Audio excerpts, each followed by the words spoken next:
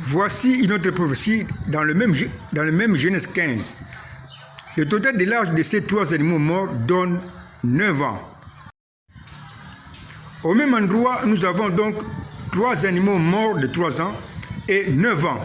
Le signe, même endroit, devient un signe de liaison ou de l'unité qui les unit comme leur pasteur signe de l'unité. Nous pouvons alors représenter leur unité au mariage comme ci-après, dans le schéma qui montre l'unité de trois animaux morts de 3 ans et de 9 ans. Nous avons ainsi trouvé un schéma de prophétie.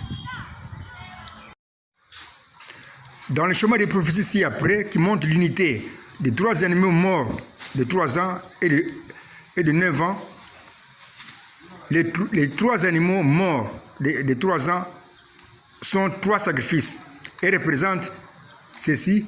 Il y aura 3 sacrifices à Golgotha qui vont représenter le plan de salut du pécheur qui a 3 étapes.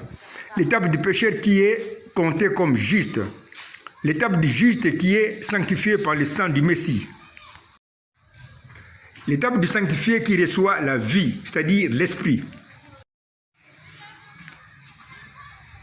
Quand le pécheur va-t-il recevoir la vie?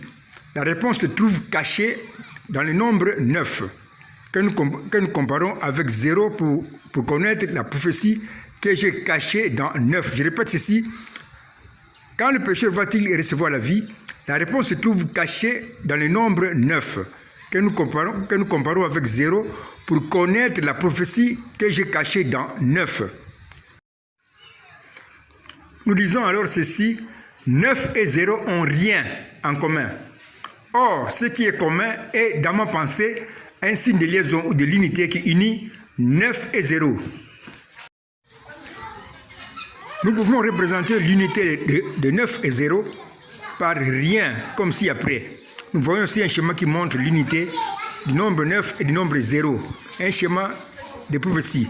Nous avons ainsi trouvé un schéma de prophétie chiffré que nous devons alors calculer pour connaître ce que j'ai promis dans le nombre 9 en tant que l'auteur de ma Bible. Faisons le calcul de notre prophétie chiffrée qui montre l'unité de 9 et de 0 par le signe de liaison rien. Faisons l'unité de 9 et 0 qui nous donne 9 plus 0 qui égale 9. Or 9 égale 3 plus 6. Nous avons alors 3 plus 6. Or 9 égale aussi à 4 plus 5. Notre calcul s'arrête quand nous trouvons les nombres parfaits comme 3, 5, 6, 7, 12. Voici alors notre prophétie chiffrée trouvée. 3 plus 6 égale 4 plus 5.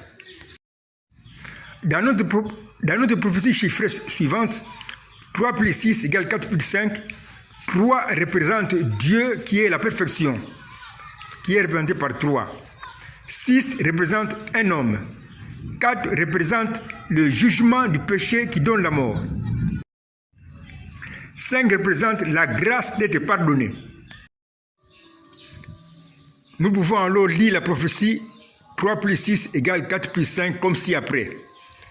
Dieu qui est la perfection, qui est représenté par 3, sera un homme qui est représenté par 6, qui va porter le jugement, qui est représenté par 4, le péché qui donne la mort et va mourir à la place de son peuple qui recevra la grâce représentée par 5 d'être pardonné.